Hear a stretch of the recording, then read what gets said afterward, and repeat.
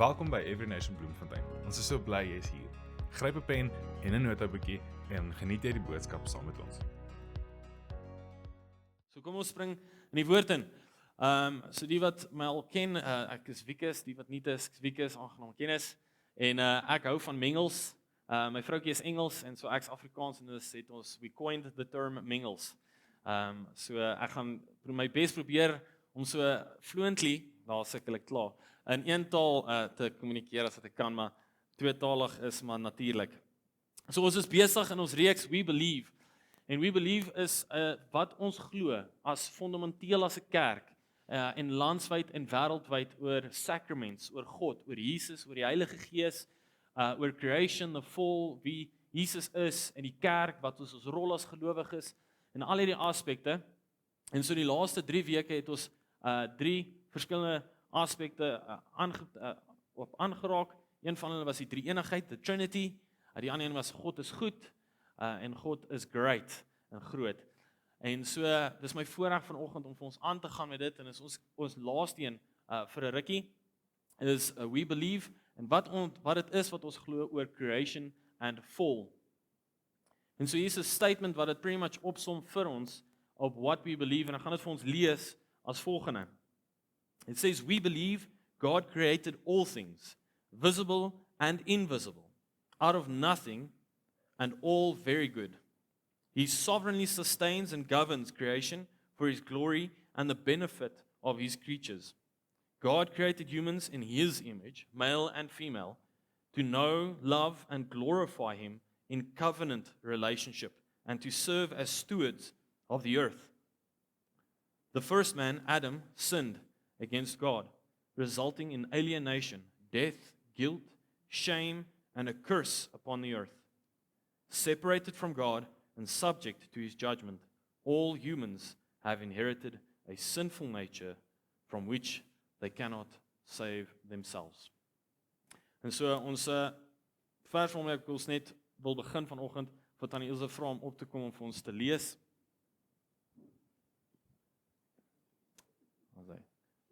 Sorry, daar sit ek hom af. Ons gaan hom nou kry, beloof. Daar lê. Kort skriffie. Daar sê. Môre almal. Ons lees Johannes 1 vers 3 tot 4. Is dit die hele skrif? Yes. Okay. All things were made through Him, and without Him was not anything made that was made. In Him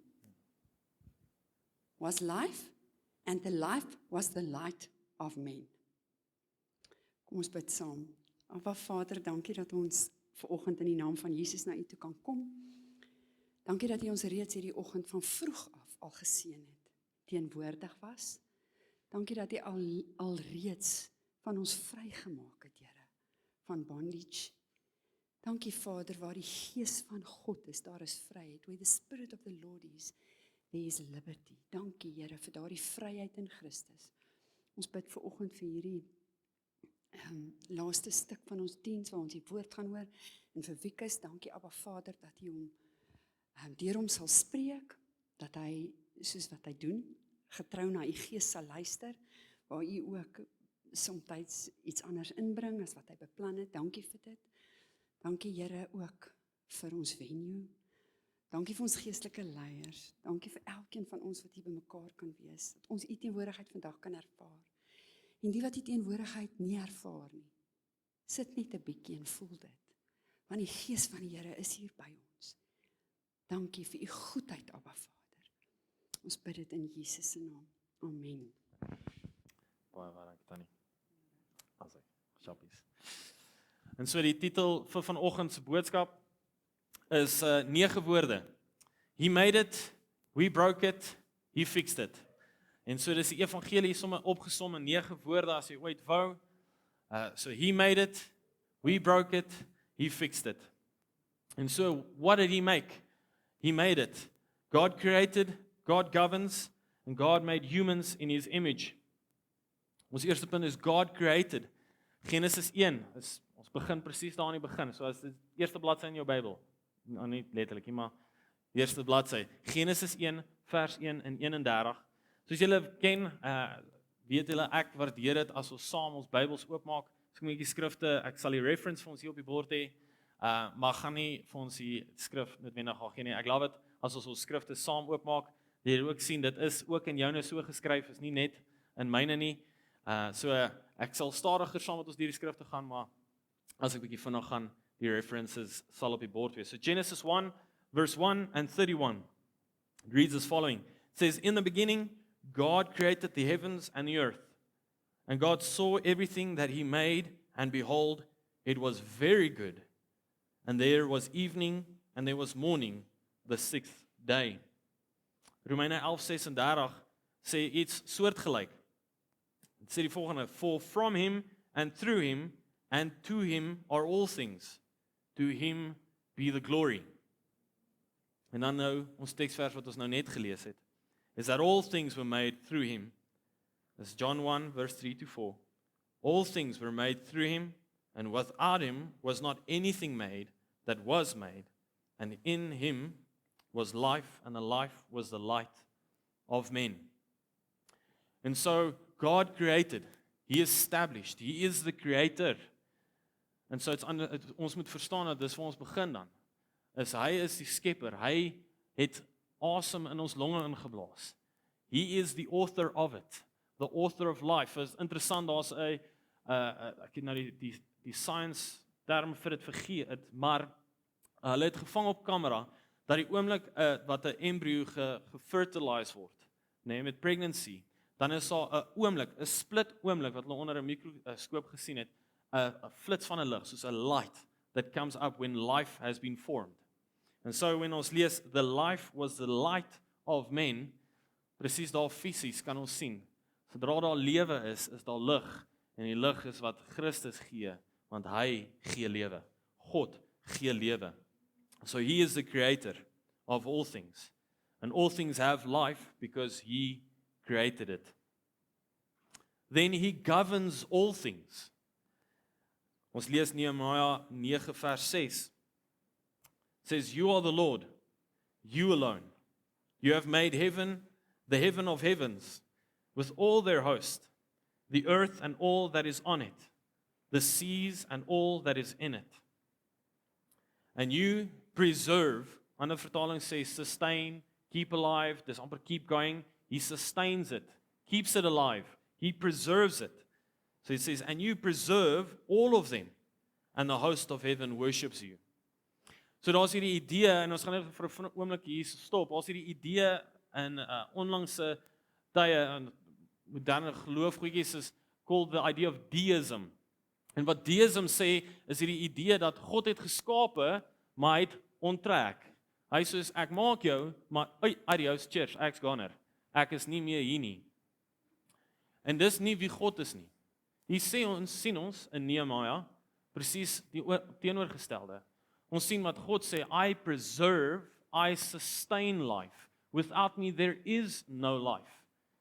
En so God is hier nog steeds teenwoordig. Ek sou sê as al Christene is wat dit glo, dan moet jy net bietjie Job gaan lees. Dan sal ons sien hoe teenwoordig God is en hoe hy mense regeer en hoe he still governs. God is nog steeds hier besig. Hy het nie net gesê, ek het nou mense gemaak en cheers nie. Hy is nog steeds hier. Hy is nog steeds in beheer. Hy het nooit van sy beheer verloor nie. He is still in control. He still governs to this day. En dis wat ons daar raak lees in Nehemia. And then of course, he made humans in his image. Hoe amazing is dit nie? En dis nie nou soos wat ons dink oor ons kinders nie, dat dis is Logan, sy het krulhare want haar ma het krulhare nie. Nee, daar's ander aspekte van dit. So daar's 5 aspekte en een van hierdie aspekte is relational. Ander diere, creatures do not have the relational characteristic to be able to relate unto God and to man in the way that man has been created. Ons is gemaak binne in verhouding om te leef vanaf verhouding. Genesis 1 vers 27 tot 28.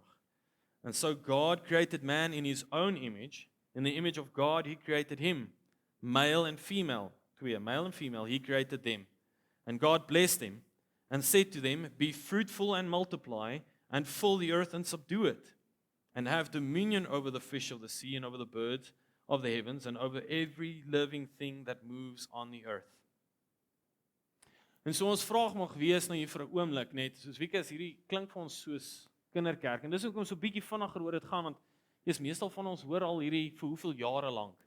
Hoor ons al, ja, ons weet God het alles geskape, ons weet dat ons is in God se beeld gemaak. Ek weet hy's nog hierso besig. En so die vraag is maar, why is this important? Hoekom vandag nog, wanneer as 32-jarige wat hier staan, is dit nog steeds vir my belangrik om 'n konsep te hê dat God het geskape, God regeer nog vandag, en ons as mens is geskape in sy beeld. Hoekom is dit belangrik? Ek gaan 2 goed vir ons uitlig oor hoekom dit belangrik is. Die 2 konsepte is op die bord. Een is called innate value, en die ander een is objective morality versus subjective morality. Klink soos groot woorde, ek gaan dit nou vir ons verduidelik. Want dit is belangrik dat ons hierdie verstaan, want meestal van ons gaan iewers tieners hê, en dis waartoe ons tieners gaan. Hulle gaan hoërskool toe gaan en dan universiteit toe. En ons jong mense en selfs ons ouer mense sukkel om hierdie goedjies te verstaan. En dis omdat ons sukkel om te verstaan dat God is die skepper en wat dit beteken vir ons, dat hy regeer nog vandag, he governs, and that we as humans are made in his image. So innate value is opgesom as volgende. Hulle sê innate value typically refers to the inherent, so is iets wat ons aangeneem het, inherent worth or significance that something possesses, independent of any external factors or circumstances. It implies that something has value simply by virtue of its existence, or intrinsic qualities, rather than because of its usefulness, desirability, or how it is perceived by others. Ek en jy het 'n innate value. Buiten ons bydra wat ons maak aan society, buite die bydra wat ek maak aan my gesin, buite hoe oulik ek is, of buite hoeveel ek kan voorsien vir die persoon op die straat, buite wie ek is en al die talente wat ek is there is an innate value wat aan my gegee is van buite myself af en buite julle en my gesin. En daai waarde word bepaal deur God. That's why it is important for us to understand that He is the creator. That He created. Want anderste, as ons maar net primordial soup is, kan ek mos doen met jou net wat ek wil. Want jy het geen waarde nie. Jy is mos net sop. En is dit nie tog wat ons sien wat morality geword het nie? En dis die konsep wat dan inspeel met wat ons praat van objective morality en subjective morality. Objective morality says that morality is not based on the perceived idea of a majority. Objective morality sê dit word bepaal van iemand wat die morele standaard kan stel en behou. En so God stel 'n morele standaard wat nie ek of jy kan behou nie, en so dan weet ons val kort. But subjective morality sê, wat goed is vir jou is dalk nie noodwendig goed vir my nie, so ek gaan maar doen wat vir my pas. So as Dean volgende week my kwaad maak, is dit okay vir my om te skiet en dood te maak, dis fyn. Want wie is dit om vir my te sê, dis verkeerd? Because that is subjective. En so as dit nou, julle nou nie like wat ek wil doen nie, dan gaan ek nou maar net 'n groep vind wat like wat ek doen. Genghis Khan, die Nazis, die NP, die Zulus het dit op 'n tyd gedoen. Deur ons geskiedenis sien ons hoe subjective morality uitgeleef word deur 'n sondige natuur. En daarom kan ons sê ons moraliteit, ons morality cannot be based on wat is goed vir my en lekker vir my. Because it is sinful in its nature. En so wanneer ek wil regtig weet wat is jou waarde, moet ek gaan na die Skepper toe. Because he determines the value. Soveel waarde dat hy sal mens word in Jesus Christus. Ek spring nou 'n bietjie voor. En sal sterf op 'n kruis vir my en jou. Hy sal sy eie lewe neerlê. Dis die waarde van jou lewe. En so dan kan ek nie net met jou doen wat ek wil nie. Of jy nou al gebore is of nie gebore is nie. God bepaal die waarde van jou lewe, nie ek nie. Nie hoeveel jy al gecontribute het of dalk gaan nie. God bepaal die waarde, want hy is die skepper. En dis hoekom dit belangrik is, dat selfs nou ons regtig 'n goeie verstaan het, en nie net te sê, soos, o ja nee, ek weet, daar's Genesis 1. Nee, wat beteken dit regtig as ons sê, God is die skepper? Dit beteken, hy bepaal die waarde van sy kunswerk. Hy bepaal dit. En he governs, so hy is tog in beheer. God laat nie net goed op ons pad teekom, want dis, nee, hy is vir ons, nie teen ons nie. Hy sê, ek sal toets op jou pad stuur, maar niks wat jou sal oorwin nie. So it's anders, ons moet verstaan, that he is creator, that he governs, he's still in control, and that we are made in his image. We are made as relational beings. Ons is gemaak om te relate unto God and unto man. Genesis 2 vers 2, sien ons waar God 'n oomblik vat van rus. Dis nie omdat hy moeg gewerk was nie, maar hy het 'n standaard gestel dat ons moet leef uit 'n plek van verhouding. Want wat het hy net die vorige dag gemaak? My en jou. Adam en Eva, die mens. En so die eerste dag wat hy saam met mens was, wat het hy gedoen? Gerus saam met dit wat hy gemaak het. Sodat ons sou sien 'n standaard is gestel dat ons moet leef uit 'n plek van verhouding en nie net 'n plek van ek moet nou doen en regkry nie. Want as ek nie ABC doen nie, dan gaan Jesus my nie aanvaar nie. As ek nie ABC doen nie, gaan my pa my nie lief hê nie. God stel 'n standaard al van die begin af vir ons. We are relational beings to relate unto God and unto man. Dis wat ons separate van die res van die creation. En ons 4 ander aspekte, maar ons gaan nie nou in dit inspring nie. En so rest in kort is to enjoy what you have made. Dis wat rest is. So God was enjoying what he's made. And so we are to enjoy what he has made with him. Hy maak ons stewards van sy skepping. And so he made it. En dan, soos iemand altyd sê, this is why we can't have nice things. We broke it. We broke it. Humans rebelled and all humans are sinful. Ons almal, elkeen van ons. Genesis 3 verse 9 to 11, hier het begin. But the Lord God called to the man and said to him, "Where are you?" And he said, "I heard the sound of you in the garden, and I was afraid, because I was naked, and I hid myself." He said, "Who told you that you were naked? Have you eaten of the tree of which I commanded you not to eat?" En so wanneer, soos met enigiets wat ons weet, waantoe lei sonde, Romeine 6:23, net die eerste deeltjie, tot by die eerste komma. For the wages of sin is death.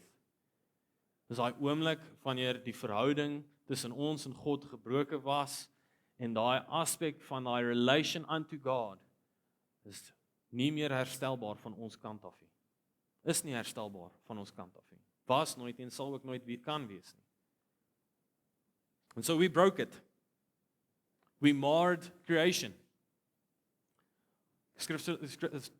Die Bybel sê ook dat all creation yearns and screams for the saints to arise. Om te weet wie is die gelowiges. Daar's 'n curse op creation dat ons sal suffer as gevolg van die sonde van mens, van ons rebellie. En ons rebellie is altyd geroot in een van 2 goeters. Is either mistrust, ek vertrou nie God nie, ek vertrou nie sy woord nie. Hy gaan nie goed, God won't stay true to his word, so mistrusting God, and pride. Pride is wat daar is, want ek wil God wees. Ek weet beter as God. Wie is hy om vir my te sê hoe ek moet leef? Ek weet beter. So ek gaan nie besluite neem, in plaas om na hom toe te gaan. And so all of sin is based very much in een van daai 2 goeters, either mistrust or pride. And so all humans are sinful. Ons is een van ons wat nie sinvol is nie. En ons moet dit verstaan. Romans 3:10-12. As it is written, none is righteous, no, not one. No one understands, and no one seeks for God. All have turned aside, together they have become worthless. No one does good, no, not even one.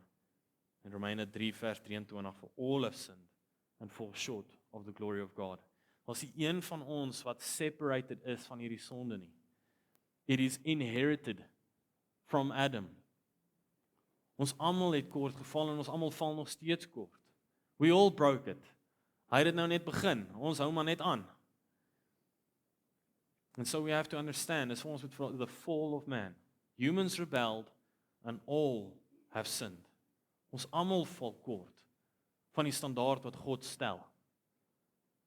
Because it's rooted in mistrust and pride. Wat interessant is, ons gereeld met mense engage op campus en in die stad is daar 'n tool wat ek geniet om te gebruik en ek geniet die vrae wat dit vra. En so wat gebeur is 10 vrae en op 'n punt dan vra ons, okay, maar what does God expect of you? What do you think God expects of us as people? En hulle gee gewoonlik 'n lekker lysie en dan is dit soos, okay, on a scale from 1 to 10, how are you meeting these expectations? 1 being terrible, 10 being like, nah, jy doen dit regtig goed. En gewoonlik as jy so met een persoon op 'n tyd gesels, dan is dit so 'n 7, dalk 'n 8 as jy gelukkig is, maar as jy nie so 6, 7. Maar wat great is wanneer jy 'n kans sien om met so 3 of 4 mense te gesels, wat 'n groepie vriende is. En hierdie gebeur gereeld. Hierdie is hoe ek love om met groepe te gesels en val studente. En dan gee hulle they don't mind pushing their friend under the bus. Hulle gee regtig nie om nie. En so wat nou al 'n paar keer gebeur, dan vra ek soos, okay, nou maar jy het nou al hierdie goeters gesê, dis great alles, maar how are you meeting this expectation? En so ek was die beste een sover. Ek vra die een nou en hy sê soos, nee, ek dink ek so 7 en sy vriende begin lag. Maar soos kliphard. En ek sê soos, okay, wag. The jig is up. Something's up. En ek sê, okay, wat sou julle omgee? Hulle sê, nee, nie eers 'n 3 nie, maar ons gee hom maar 3 om hom jammer te kry. Ek sê, okay, cool, sharp. Wat gee julle self? En hulle doen dieselfde, maar elke keer as een van die vriende 'n syfer gee, dan is dit lekker hoog, dan lag se ander chommies vir hom. En toe eventually toe gee hulle almal sê, nee, ons sal nou eerlik wees, nie, ons almal doen seker so 2 of 'n 3. En so dit was great, is so hulle kan nie vir my lieg nie, want hulle gaan vir hulle vriende lieg, dan weet hulle lieg. So geniet dit om met groepe met mense te gesels. Maar deel van dit wat gebeur is wat ons presies sien van ons gebrokenheid. Is 'n misverstaan van ons gebrokenheid en hierdie gap tussen God en ons met ons gebrokenheid. Gewoonlik is dit dat God van ons verwag om al hierdie goeders te doen. En hulle gee vir ons 'n lys. Hulle sê jy moet jou Bybel lees, jy moet kerk toe gaan, jy moet jou tiende gee. Jy moenie drink nie, jy moenie al en soos hulle het so 'n lekker lysie wat hulle deurgaan. Maar nie een van hierdie antwoorde regtig ooit is een van wel ek moet confess dat Jesus is Christus en Here nie. Daarens is dit nou ek moet my geloof plaas in Jesus nie, dis net ek moet hierdie lysie goedjies doen. En dan is dit soos wel okay, baie lysie van goedjies is ek voel ek baie kort. En dan gewoonlik ek sê vir hulle saam met hulle, luister as ek daai lys moet probeer doen nou ens dan se tickets met my. Die hemel is 'n baie ver gedagte as ek moet by daai lysie bly. En so wat dan gebeur is ons gaan dan na die paar volgende vrae toe.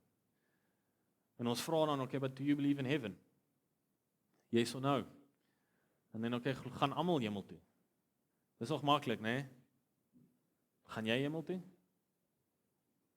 Dis bietjie moeiliker.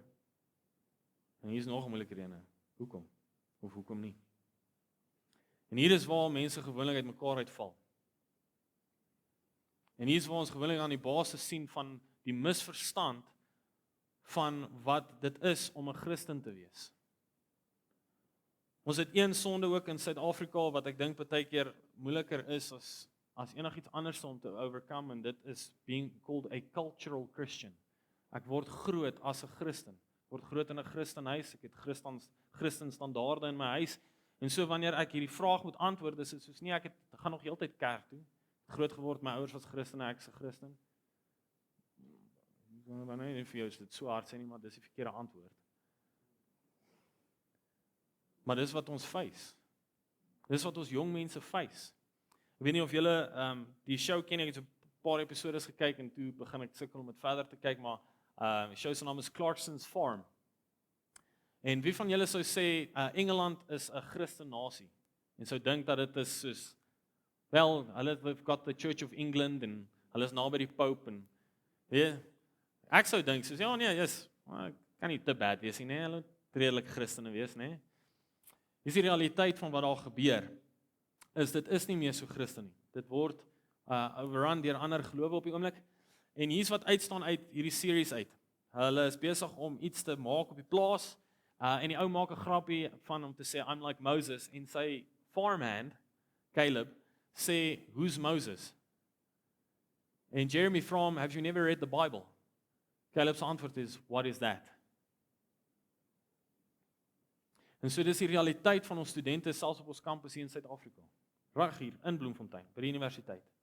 Studente sê ek's 'n Christen, nie want my ouers was 'n Christen. Ek's 'n Christen omdat ek gaan elke nou en dan kerk toe saam met my ouers. Maar as ek in Bloem is, doen ek nie want dit beteken ek gaan vir my niks nie. En so hoeveel van ons se antwoorde is dan, maar ek doen al die regte goedjies. Ek gaan kerk toe. That is brokenness, vriende. Dis gebrokenheid. Because it is broken. En so ons antwoord is He fixed it. Ons antwoord is in Jesus Christus. He fixed it. Romeine 5 vers 8. But God shows His love for us, that while we were still sinners, Christ died for us. Dan lees ons Romeine 3 en 6 verse 23 en 24 van elkeen van hulle. Say, for all have sinned and fall short of the glory of God, and are justified by His grace as a gift through the redemption that is in Christ Jesus. For the wages of sin is death, but the free gift of God is eternal life in Christ Jesus our Lord. As ons antwoord nie Jesus hier is nie, is ons antwoord verkeerd. En wat shocking is dat ons soveel mense het en ons soveel vriende wat ons in ons lewens het, wat dink hulle is sharp, dink ek is okay, maar ons is nie. Want ons is net soos, dis mos hulle ding met die Here. Nee, vriende. As much as soos wat die Here dit gefix het, hy ons geroep, my en vir jou, as ministers of reconciliation, as die boodskappers, dieselfde mense wat dit gebreek het, hierdie verhouding met die Vader gebreek het, daai selfde mense gebruik hy nou om die kommunikeerders te wees van restaurasie. Hoe amazing is dit nie? So dat ek was, so ek sê, sorry, Tom, jy het jou kans opgemors, ek kan jou nie vertrou nie. Maar die Here sê, weet jy wat? Ek is nie gepla deur dit nie. I've restored you, I've shown you grace. Ek wil jou weer gebruik. Want ek gee vir jou purpose. Niks anders dan nie. Ek gee vir jou purpose. Ek gee vir jou 'n doel. Nie jou werksomgewing nie, nie jou ouers nie. Nie social media nie, nie die nekste tekkies nie. God gee vir ons purpose. God gee vir ons 'n doel. Because He fixed it. He has called us to be ministers of reconciliation. En so ons antwoord is Jesus. En so God het dit geskape, hy het ons geskape vir verhouding, om in verhouding te leef met hom. Ons het toe besluit om hom nie te vertrou nie en te dink ons kan beter doen, and so we broke that relationship. En God sê, I will restore it. Ek sal dit fix. En hy het, deur Jesus Christus. En so kan ons leef in hierdie verhouding weer eens, as gevolg van die werk van Jesus Christus. Wie van julle het al ooit gewerk vir 'n gift? Niemand nie, né? Want anders is dit nie 'n gift nie, dit word 'n salaris genoem. Dit sou great wees as hulle net dit verniet vir my wou gee. Maar dit doen nie. That's why it's not a gift. Maar die genade wat Christus vir ons gee, is 'n gift. It is free. Ons kan dit nie verdien nie. Dis nie soos, ek gaan nou eers bad en dan in die stort klim nie. Wat maak dit sin? Dit is net simpel. Ek gaan met al my vuilheid, that while I was still a sinner, gaan ek na Christus toe. En hy maak my skoon. He washes me whiter than snow. He cleanses me of all impurity and sin. And cleans my consciousness of the sin. Sodat ek nie sal aanhou in die sonde aan wat ek vasgevang was nie. Hy maak my so skoon dat hy selfs sal sê, you are a new creation. Dis nie meer Wikus van die ou dae nie, dit is nuwe Wikus. Wat nuwe begeertes het. wat 'n nuwe passies het, wat 'n nuwe doel het in die lewe. Wat nie bepaal word deur of iemand my gaan aanvaar of nie, en of ek nou in Engels of Afrikaans praat, of wat ek nou 'n baard het of nie 'n baard het nie, wat ook al dit mag wees nie.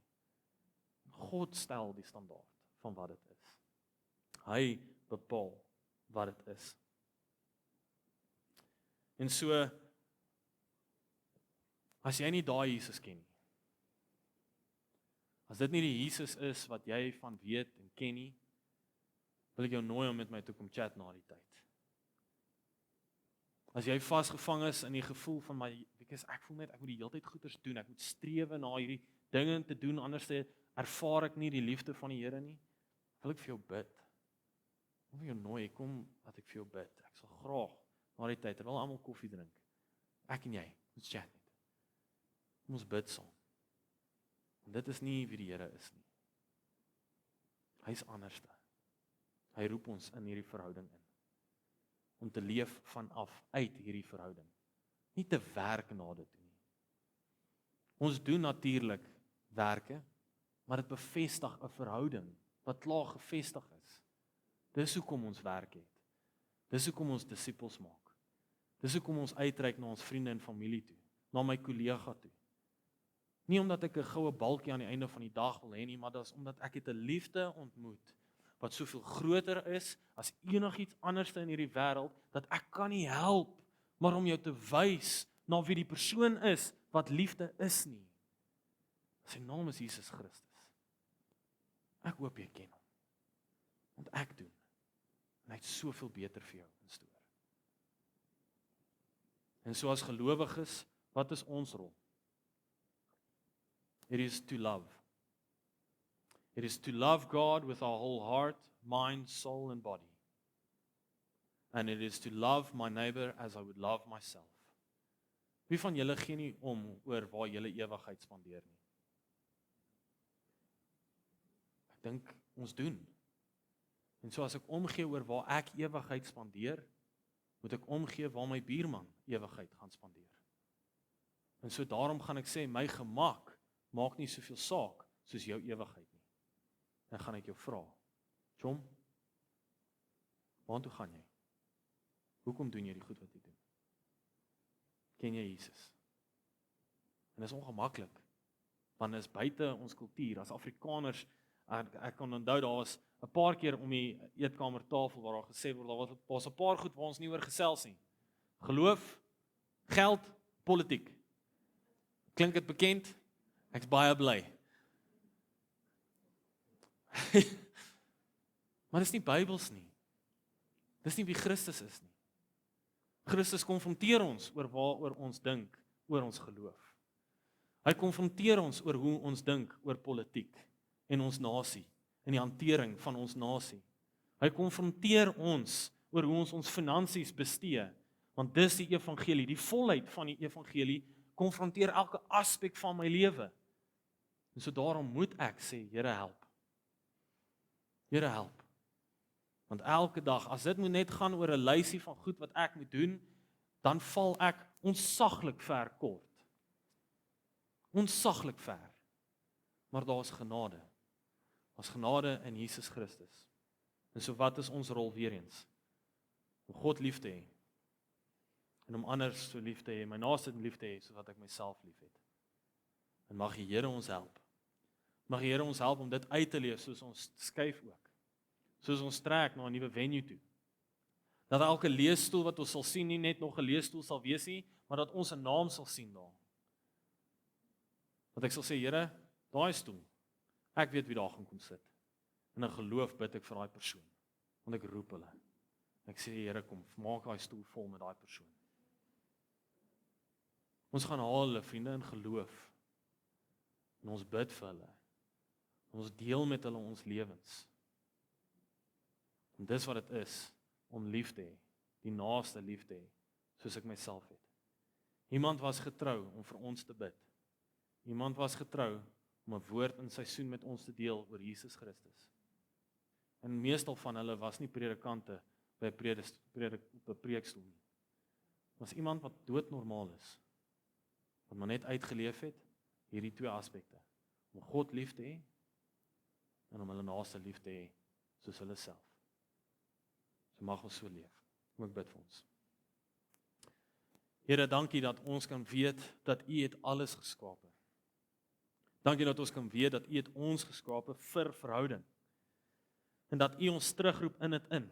Al hoe gebroken mag dit lyk en hoe gebroken dit mag wees. Maak U 'n pad vir ons. That you've reconciled us unto you. Here, dat U 'n pad maak. Dankie dat U mens geword het in Jesus Christus. 'n lewe geleef het wat ons moes leef, 'n heilige lewe, 'n lewe in verhouding met die Vader. En U het toe 'n sterfte gesterf wat elkeen van ons moes sterf.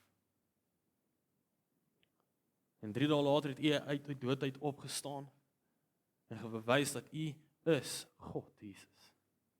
En so kan U the forgiveness of sins en eternal life kan U vir ons gee as 'n geskenk, as gevolg van wat U gedoen het. En so Here, vra ek, help ons. Help ons om nie van dit te vergeet nie. Herinner ons, Here, dat al hoe kort ons mag val, is daar genade in Jesus Christus. Mag ons dit kommunikeer aan die wat rondom ons leef, die wat saam met ons leef, dat U is die weg, Jesus, dat U is die waarheid, en U is die lewe. Help ons om nie sig van dit te verloor nie. Help ons, soos wat ons hier uitgaan, om hierdie 2 goed te doen, Here.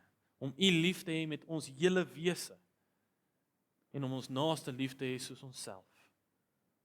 Om verby ons ongemak te leef, en te leef met Christus voor ons, as ons voorbeeld.